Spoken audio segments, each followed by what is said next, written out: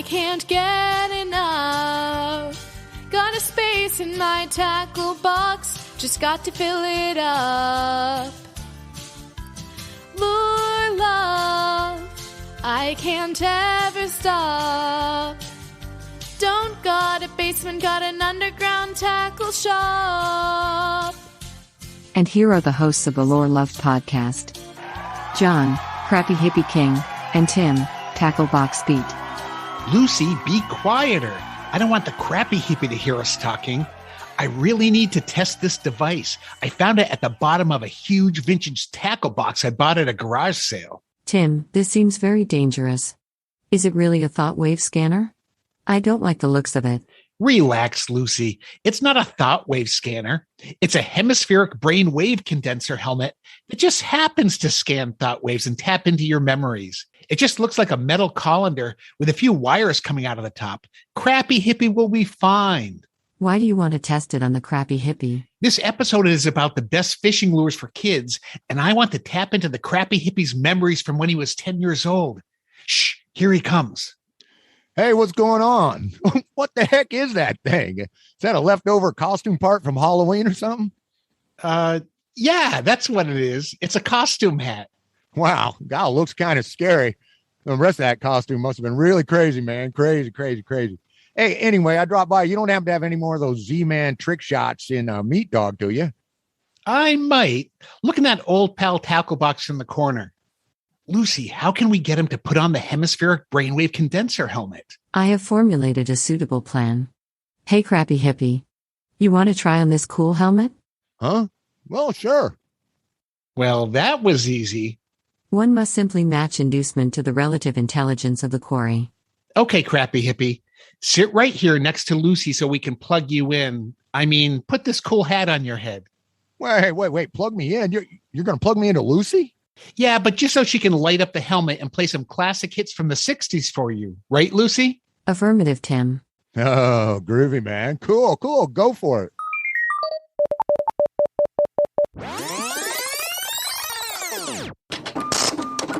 I've tapped into his brain.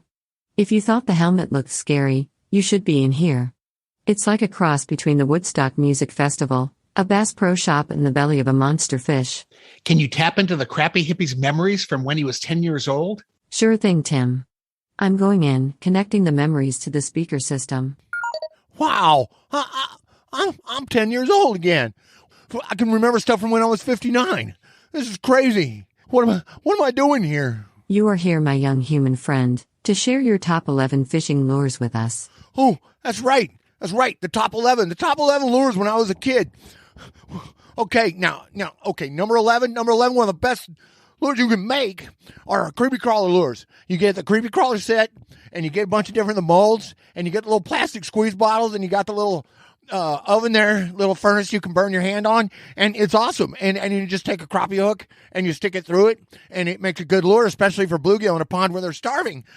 Very, very good. But you can make them out of Tinker Toys. You can make lures out of all kinds of stuff. One time I made a lure out of a Lincoln log. I got my mom to get me some little eyelets, and when they finally came and she was able to get them for me because we lived way out in the country and we couldn't just jump up and run to the store, and I finally got it, and it made you could make little poppers out of the little ones, and you can make kind of a walk bait out of the big ones, and you get fun painting them and doing all kinds of stuff with them. So number 11, homemade lures. It's best, just do your best. This is working much better than I expected. Okay, number 10, everybody needs a spoon. Everybody needs a spoon. I don't care if it's a Daredevil. I don't care if it's a little Cleo. I don't care. These are all good spoons. You know what my favorite spoon is? My favorite spoon is a Dixie Jet. It's a Dixie Jet because it has a picture of a fish on it. And it works real good for white bass and stuff like that. And you can drop it down low, and sometimes the catfish will pick it up.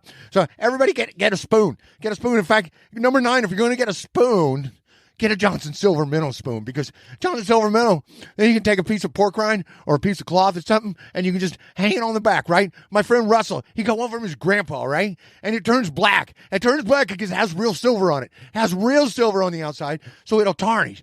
And his grandpa said that sometimes you want to just go ahead and let it turn black, and then you can fish it right at sunset or at night, and it works even better than the silver one. So you can either polish it real bright and silver gives off a white reflection, whereas chrome, it's way more yellow. It's So if you can find the old kind of silver minnows, you get one, you hang on to it, you treasure it, but you don't be afraid to fish with it, okay? That's what happened to mine. All right, okay. Lucy, this is amazing. Oh, number 9. Every kid needs an inline spinner. Gotta have an inline spinner. I don't care if it's a Panther Martin. I don't care if it's a Rooster Tail. But you know what I like the best? You know what I like the best? Is Mep spinners, because they'll pay you 10 cents a piece for squirrel tails. So all you gotta do is send them your squirrel tails, and you send them 100 squirrel tails, and you can buy 3 or 4 Mep spinners. It's awesome. It's awesome. Okay, now, I don't know what a TRD is. It just seems to be coming through my memory.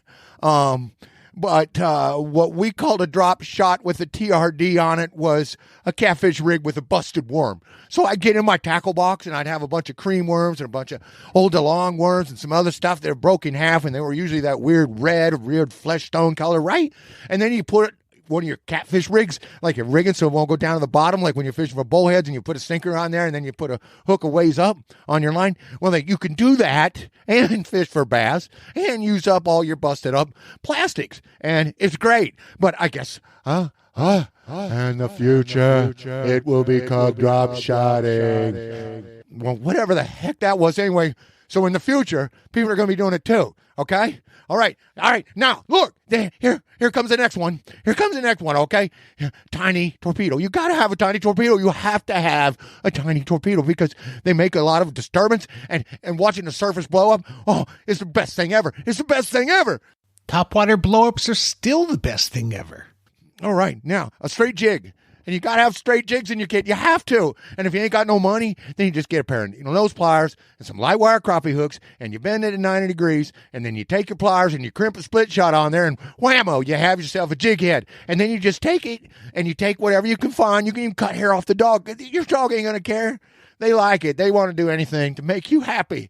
And you're trying to make them famous. Anyway, get some feathers, get some hair, get something tied on with thread. If all you got your mama's sewing thread, do it. Straight jig, throw it out, reel it, put it under a bobber, up and down, all around, whatever. And a jig is just about anything that goes up and down in the water. So, you can even make a jig out of your sister's earring. I mean, you take one of them earrings with a little crystally thing on it, and it's already got a line tie on one end, and if it has a wire or some ornament sticking out the other end, that's awesome too. You just use a little piece of wire to put a hook on it, and then when they're all around the house going, hey, what happened to my earring? You didn't take my earring, did you, Johnny? And it's like, why would I take your earring? I don't want your earring. Why would I take your earring? That whole thing with Mom's pantyhose, I was making a slingshot, okay? I was making a slingshot. I don't have your earring. Of course, I did have her earring. It was in my tackle box. But anyway, there's all kinds of ways to make jigs. Okay, so jigs, that was number 5. Okay, now, hollow frog.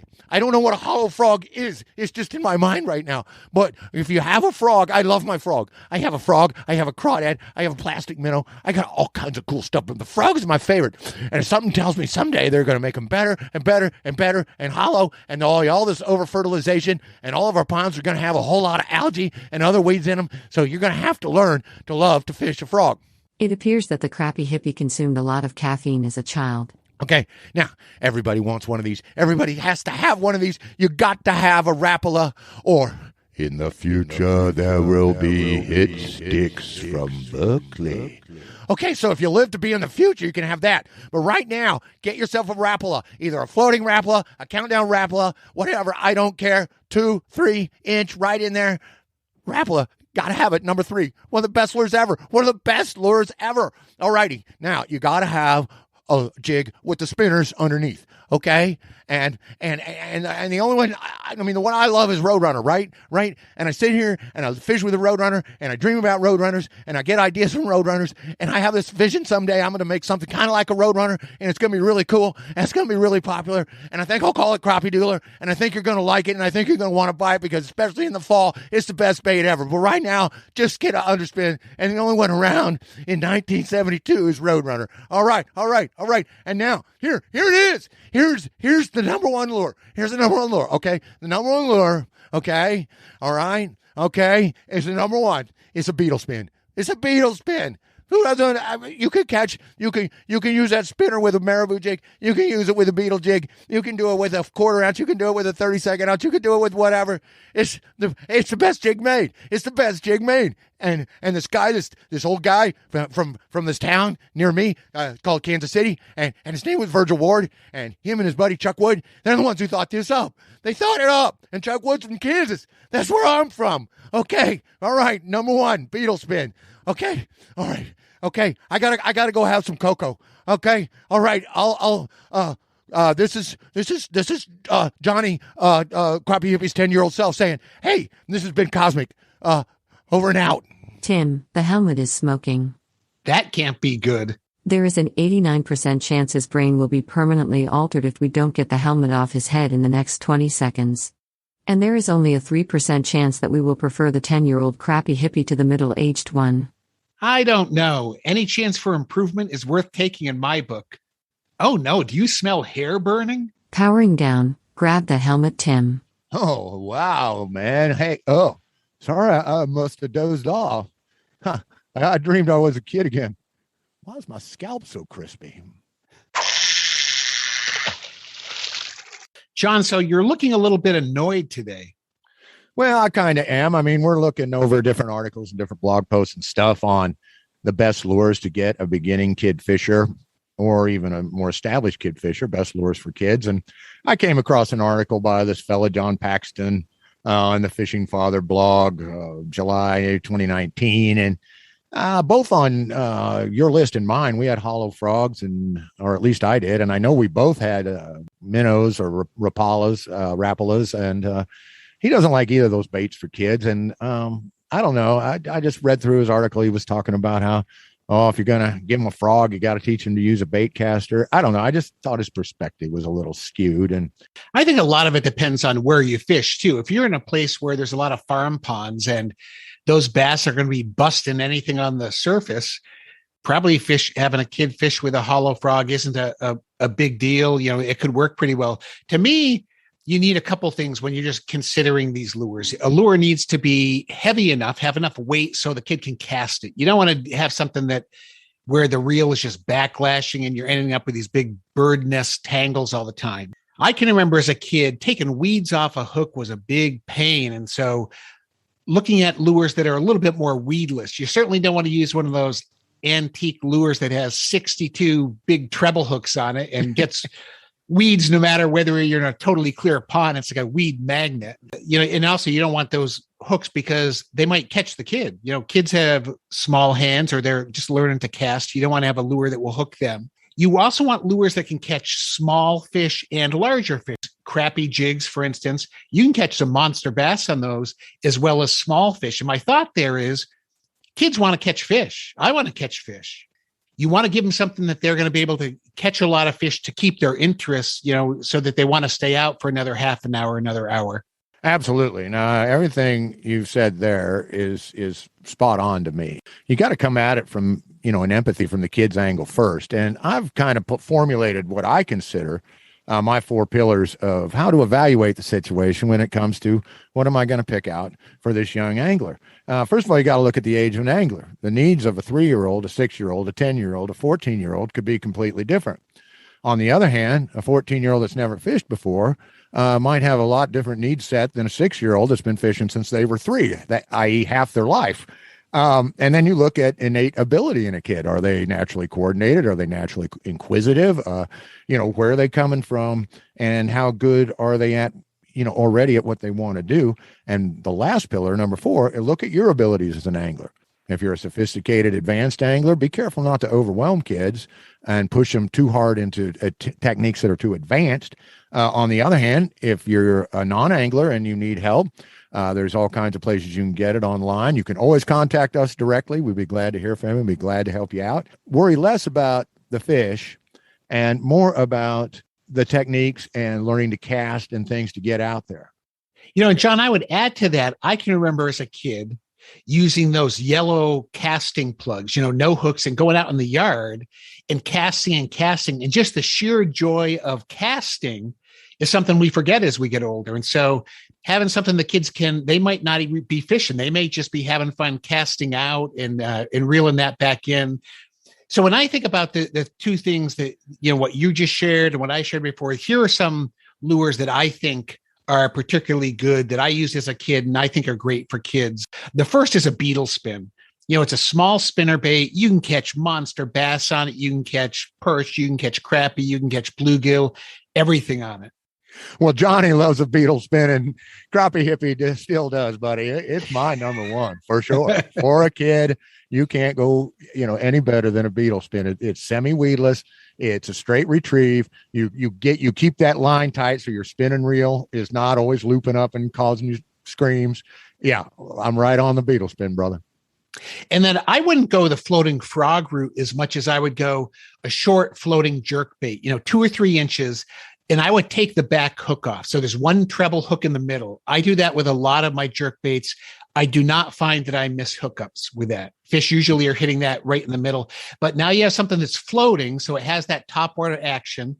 But if the kid reels it in, it's diving down. So it's kind of the best of both worlds. Well, I agree there. And the article I mentioned was down on hard baits. Kids should never be given hard baits. Well, you need to supervise children, but they are completely capable of using hard baits. If they can handle a BB gun, if they can handle a slingshot, if they can handle a pair of tennis shoes and run fast without falling down, then they're able to handle a hard bait. You just got to kind of watch out for them now. So, John, are you suggesting that the kids take their slingshot and put a big old crankbait in there with treble hooks and then shoot that out? Because that sounds like a deadly weapon. That is a deadly weapon. Wouldn't suggest it in a minute, but if we were taught how to be responsible and how to pay attention and how not to hurt other things in ourselves, and I think we can translate that to a Rapala or a Big O or a Hottentot or whatever we got in the hard baits. That's all I'm saying. Then I think some kind of spinner, a rooster tail, a Mepps, a Panther Martin. Those are fairly easy to cast. Again, you can catch all kinds of fish. You can fish that in a river. You can fish that in a pond. You're going to catch bass. You're going to catch trout with it. That was one of my favorites as a kid. Oh, absolutely. Absolutely. I'm a wire bait man, and I'll tell you, wire baits, spinners like that will, once again, help keep the line tight. They are actually a better bet in the current when you're trout fishing than an overhead spinner. They're not quite as weed friendly as the beetle spin, but on the other hand, they are one of the best search baits out there because everything will hit one. And I love your advice about have a lure that big and small fish will hit. Well, an inline spinner is that lure. And then the final one I would suggest is when kids move to a jig, I love going the Crappie Duel or the Road Runner, something that has a blade on it too. And here's why. If you use a plain jig head, it may be a little bit more difficult for the kid to feel that on the end of the line, but you put a blade on there and now it's a little bit more versatile because what the number one issue that kids have is there a fish there? Did I just get a hit or not? And I think with that spinner, it gives you a little bit of an edge to feel when the fish hits. Look, I don't need to add anything to that. That was perfectly said. Underspins rock. Kids love them. Fish love them too. Put the two together and you'll have fishing success right there. I have been trolling Facebook and some members of the Lure Love Legion have suggestions for the best lures for kids. Great, Lucy. Share them with us. Hannah Stonehouse Hudson says to use lures with the fewest hooks and that are heavy enough to feel at the end of the line. She also suggests using lures that glow because they are awesome and keep kids entertained. Okay, I love that one. I love the thing about the glowing lure. There is nothing that's going to get a kid's attention faster than a glowing lure. Now, don't roll your eyes. It's not, and I'm not talking to you, Tim. I'm talking to people in the audience. This is a gimmicky lure, maybe, but it's fun. Fun in the fundamentals. That's what is key to coaching. That is what is key to teaching. That is what is key to working with kids. And a glow-in-the-dark lure is too fun. It is brilliant, John. You think about the 4th of July, you're out at night and they have those glow stick bracelets. Kids go crazy for them. I go crazy for them. It may be gimmicky, but isn't that what we're into anyway? I mean, we want to catch fish, but when you see a new lure you've never seen before, the gimmickiness of it and that hope, hey, maybe this is going to catch a few more fish before. But I think Hannah's really onto something here with lures that glow. And especially if they're like the ones that I just got in a vintage tackle box where it's like a big eyeball. and it actually has an LED in it. When it hits the water, the whole thing lights up. I can't wait to use those. Whether it catches fish or not, I just want to see, well, how far can I see it in the water? And could I fish this thing at night? And how will it fish through the ice? I'm looking forward to it. Vinny Maturo says that he's found that when teaching his kids to fish, floating Rapala work well because they get fewer snags. All right, Vinny chiming in. That's Vinny Maturo. He is Clay Grove's buddy. He's a guide up in New Hampshire, and he's a swell guy, family man. What Vinny speaks, you better listen because he knows fishing front, back, and sideways. Great advice there on the Rapala. I love them. We already talked about how much we love them. Julius Ippick says he puts on a 1/8 of an ounce jig head with a black and chartreuse crappie magnet and lets the kid cast and reel in as much as they want. He adds that this method wears out the crappie, bluegill, and even catfish. In a similar vein, Brett Hobbick suggests using a trout magnet and a float. Now, this one, I love this. Fishing a small jig, especially, maybe an 1/8 ounce, maybe a 64th ounce under a float is brilliant because the float gives it enough weight to cast. You don't have to have 6 feet of line under that float. You can have just enough so it's easy for the kid to cast it out.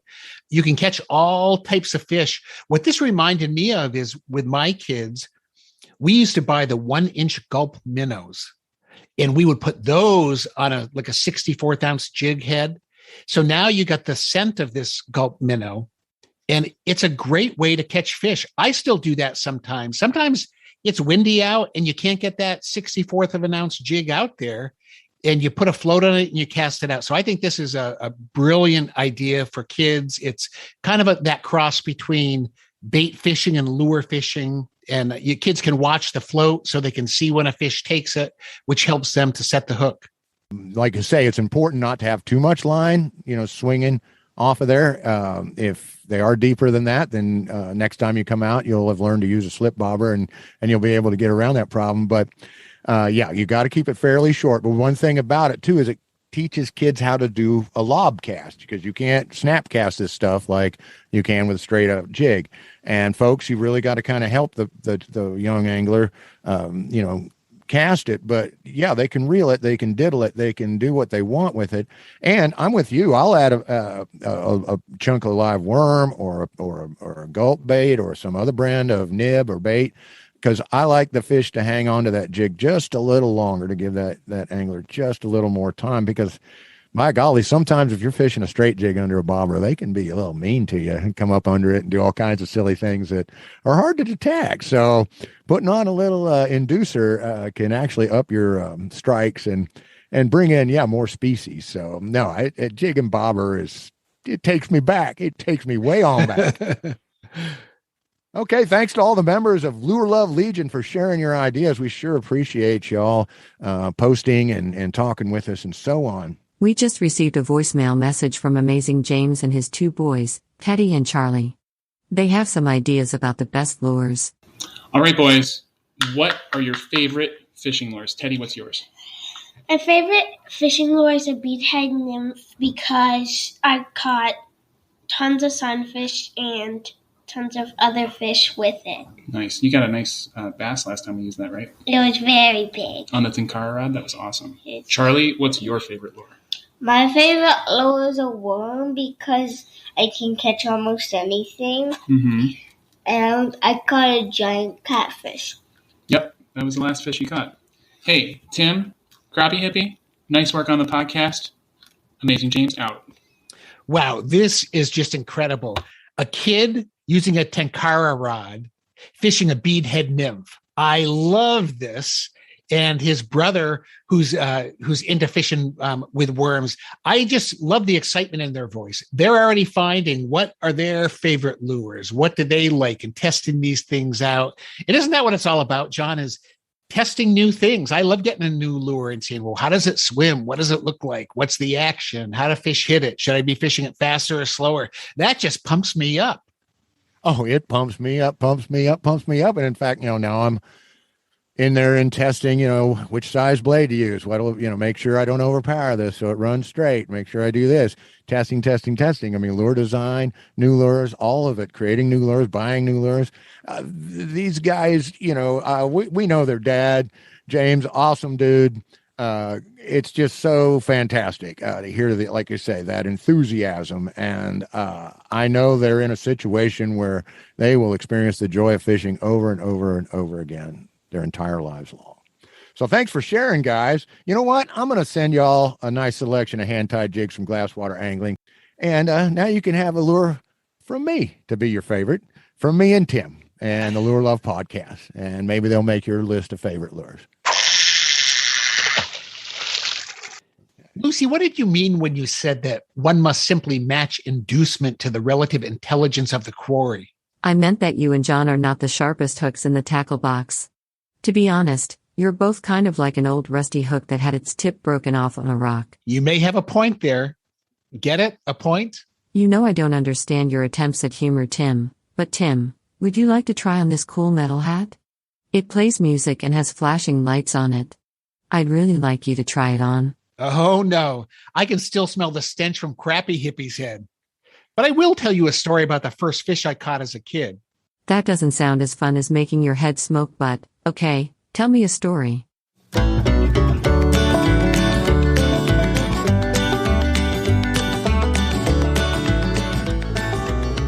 There's the old saying, give a man a fish and you feed him for a day. Teach a man to fish, and he'll become an instant, insufferable fishing know-it-all and treat you like an idiot.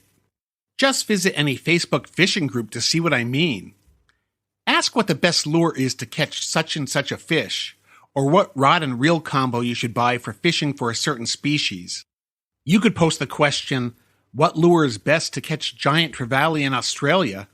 And you'll get some guy from Arkansas who's never left his hometown and only fishes for catfish insist you have to use raw chicken soaked in cherry Kool-Aid and garlic to catch GTs. And he'll say it with such confidence that it makes you doubt yourself even if you've caught 1,000 giant trevally. For that matter, you could even make up a fish species and you'll get an overconfident answer. For instance, I'm traveling to Absurdistan on business and we'll have a few days to fish. I've heard that the giant orange fin striped moose mackerel is native to the streams there. Can anyone tell me what might be the best bait to catch them? 1 minute later, ding, a response. I've caught hundreds of giant orange fin striped moose mackerel, and the only bait that works for them is a lure imitating the endangered black-footed ferret. But sometimes they'll go after raw chicken soaked in cherry Kool-Aid and garlic. While I can't explain this phenomenon, I have personally experienced it. And by experienced it, I mean that I was the insufferable know-it-all. When I was 7 years old, I tagged along with my older brother when he went fishing at the pond near our house. I didn't have a rod or reel and would watch him fish, which for some unknown reason irritated him. Maybe I did ask a lot of questions, and perhaps I did nag him about giving me a turn using his fishing rod, but in no way was I irritating. But boy, years later when my younger brother tagged along with me, he was really irritating. It was too bad he wasn't as delightful a brother as me. Anyway, I'm sure I was being particularly delightful that day, so in exasperation my older brother gave me a 5-foot piece of fishing line and a hook and told me I could fish with that. I looked down quickly at the line and hook in my hands, and when I looked up a second later, he had already escaped to the other side of the pond. I picked up the closest stick I could find, tied my line to the end of it and to the hook, and began fishing. I didn't have any bait, not even cherry garlic chicken, which was good because there weren't any giant trevally in the pond, so I decided to fish with a bare hook. I was new to fishing and thought bait might be an unnecessary ingredient, kind of like wearing a tie to church. Mom said it looked nice, but the tie didn't have a purpose as far as I was concerned. I suspected bait was the same way. After 2 minutes with no bites, which I found to be an extraordinary amount of time to wait for anything, I decided to trick my older brother by pretending to hook a fish. My acting abilities were impressive for a 7-year-old. If there had been an Academy Award for flopping to the ground in feigned pain when your older brother accidentally brushed up against you, I would have won it. I could grimace, moan, and hold my head, as if I had been given a coconut headbutt by Bobo Brazil, who I watched on professional wrestling every Saturday. I learned so much by watching professional wrestling, I couldn't understand why my school wasn't requiring students to watch it. I started shouting that I had a big fish on my line, and my brother looked at me in disbelief from across the pond. And as I used my best dramatic training to pretend there was a weight on the end of the line, I realized in my commotion that a bluegill had actually bit the bear hook, and I did have a fish on the end of my line. What happened next was like a mystical experience. At the exact moment I hooked the fish, it was as if I was on the Wonder Twins superhero TV show and had just touched the fish with the words, "Fishing powers activate." And the fish took the shape of a fish, which wasn't really very impressive, and I took the form of a fishing master, a guru, a sensei, a walking encyclopedia of fishing knowledge. Unfortunately, I was also a talking encyclopedia of fishing knowledge. "Wow," my buddy said to me, "you actually caught a fish." "Of course," I said nonchalantly. I knew I would. "Let me try," he said, grabbing for my fishing rod. Wait, I said. "You can't just grab a stick and start to fish. There's a lot that goes into the process of fishing. It's both an art and a science," I instructed. "But you just," he began to say, but I put my hand up stopping him. "There's only one way to catch a bluegill in this pond," I said, with a confident authority that rivaled the guy from Arkansas commenting on giant trevally. "First, you have to select the correct stick," I continued.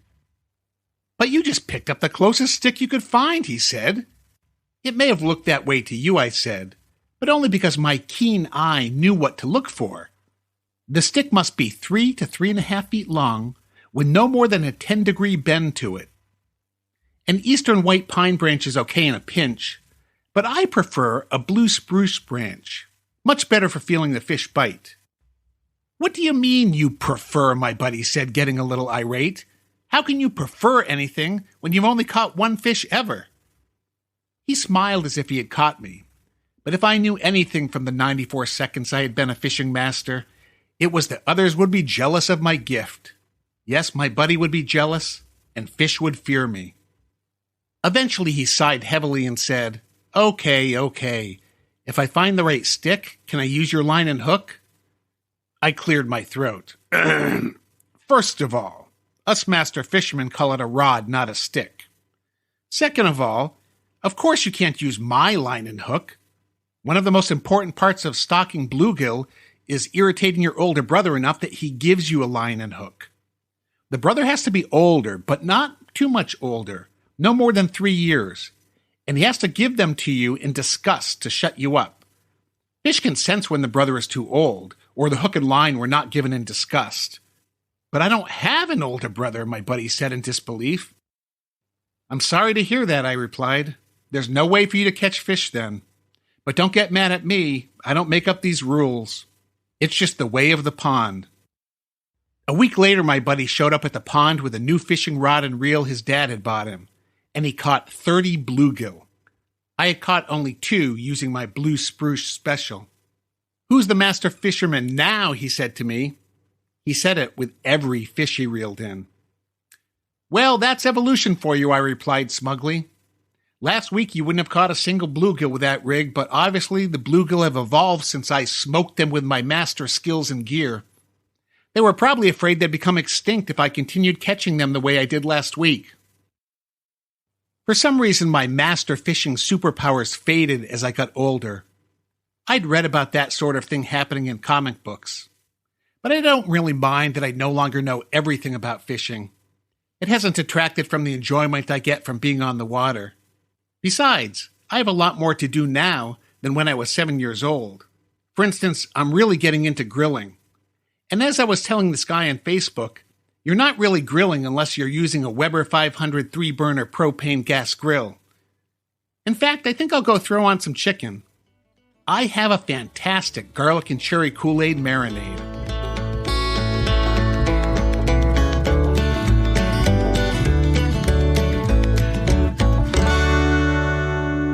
John, it's one thing to have a favorite lure as a kid and to pick good lures, but we forgot one thing that's really important to teach kids. And that's you have to have your own personal signature catchphrase when you hook a fish. Kind of like when you watch River Monsters and Jeremy Wade yells, fish on, fish on. This should be personal and it should be expressive of your personality, the type of fish, the type of kid you are. Because when you yell that, everybody else on that pond, lake, or river is going to know who hooked that fish. Absolutely. I mean, everybody has got it. I'm just grinning ear to ear. I'm thinking of my buddies and me and everybody else. I got a guy who goes, yep, every time, and so we know Blair's had a hookup because, we hear that coming from the front of the boat too much. We're going to have to look over there. I have a new signature catchphrase that just came to me. It was like an epiphany. When I was out on Sebago Lake, we were trolling for lake trout with Clay Groves and Charlie McGee, both of them guides. And we're fishing 80 feet down, so you don't really feel the fish moving a lot until it gets closer to the surface and it sees the surface. And Charlie's saying in one ear to me, hey, Tim, you're going to really feel them shake their head as soon as they see the light. And Clay on my other ear is saying to me, Tim, we're going to keep this fish because I'm going to take it home and cook it. So I'm thinking shaking the head and cooking the fish. And the epiphany was a line from the movie Talladega Nights. I got a message for all of them. Ready? Shake and bake. What does that do? Does that blow your mind? I start yelling, shake and bake, baby, shake and bake. So that is my new signature catchphrase. If you hear somebody on the stream yelling, shake and bake, it's because Tim Tacklebox Beat is into a big fish and I am right up the stream from you. Makes no sense. So it's shake and bake. It's nonsense. Shake and bake, baby, shake and bake. Oh man, I love it. I can't even sit here and come up with a topper. Mine are all just pretty much standard stuff. Yeah, we got the shake and bake. All right. The shake and bake. I love it, brother. Well, that's it for another episode of Lure Love Podcast. If you're a kid and want to share your favorite lure with the rest of the Lure Love Legion, go to our website at lurelovepodcast.com. Click the microphone button in the right corner of the page and share your lure with us. We'll pick one entry to win some great fishing lures from Glasswater Angling. So all you got to do, hit the icon. My name is Clarice. I'm from Illinois. My favorite lure is a jitterbug because my granddaddy gave me one. And that's it. You're in the contest. Thanks, y'all. Lure love, you've been on my mind. Never enough lures to tie to the end of my line.